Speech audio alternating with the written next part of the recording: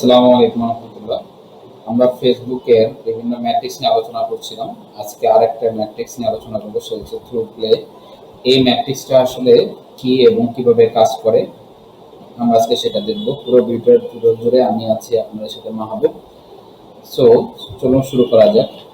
তো থ্রু প্লেটা কি? Through play হচ্ছে যে আপনার ভিডিও যদি 15 সেকেন্ডের কম হয় বা 50 সেকেন্ড হয় বা 50 সেকেন্ডের বেশি হয়, তো ফেসবুক আপনাকে একটা অপশন দিচ্ছে যে 50 সেকেন্ড পর্যন্ত যারা যে সকল অডিয়েন্স ভিডিওটা দেখছে তাদের ট্র্যাকিং করার সুযোগ দিয়েছে। এই অপশনটা আসলে আমরা কোথায় পাই? আমরা যখন ক্যাম্পেইন রান করি তখন এনগেজমেন্ট টাইপ ভিডিও দিলে তখন আমাদের এই থ্রু প্লে অপশনটা পারফরমেন্স বলে দেখাবে।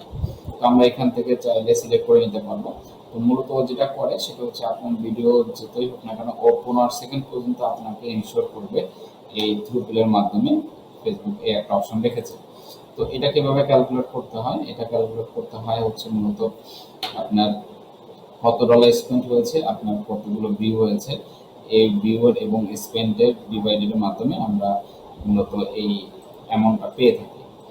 তারপর হচ্ছে এটা কেন ইম্পর্টেন্ট আমরা বলেছি যে আপনি যদি বেশি পরিমাণ এঙ্গেজমেন্ট পেতে চান তাহলে অবশ্যই এই ম্যাট্রিক্সটা চেক করবেন যে কতজন আসলে আপনার ভিডিওটা দেখেছে এবং 15 সেকেন্ড পর্যন্ত সে কন্টিনিউ করেছে। আপনি বুঝবেন যে এতগুলো মানুষ আসলে আপনার ভিডিওর সাথে এঙ্গেজ হয়েছে।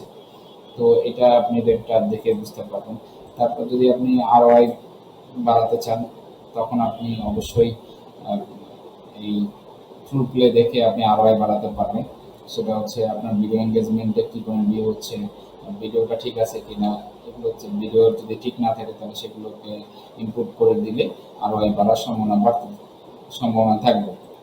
এরপর হচ্ছে আমরা কখন থ্রু প্লেটা ইউজ করি, সেটা হচ্ছে যখন ব্র্যান্ড অ্যাওয়ারনেস ক্যাম্পেইন আমরা রান করি, তারপর প্রোডাক্ট লঞ্চ করি এবং হচ্ছে আমরা স্টোরি টেলিং ভিডিও যখন আমরা অ্যাড ক্যাম্পেইন দিই তখন হচ্ছে থ্রু প্লেটা আমাদের অবশ্যই চেক করা উচিত।